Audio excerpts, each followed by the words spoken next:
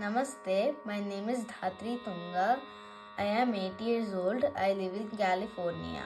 Today I will be reciting Agastya Krutashri Lakshmi Stotram 1 to 8 shlokas.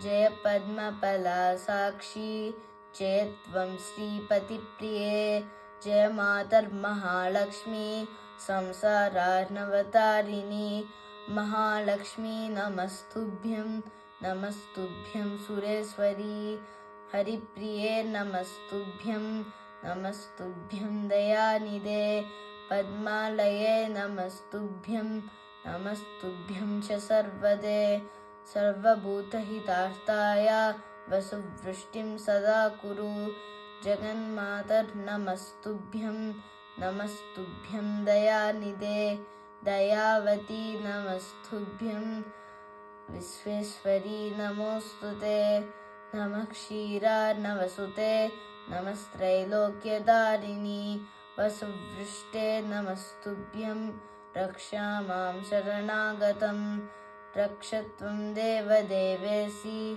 Deva Devasya Vallabhe, Daritriyartrahi Mam Lakshmi, Krupam Kuru Mamopari, Namastrailokya Janani, Namastrailokya Pavini, Brahmadayo Namantitvam, Jagannadandadayini, Vishnu Priye Namastubhyam, Namastubhyam Jagadide, Artri Hantri Namastubhyam, Samvrittim Kuru Me Sada.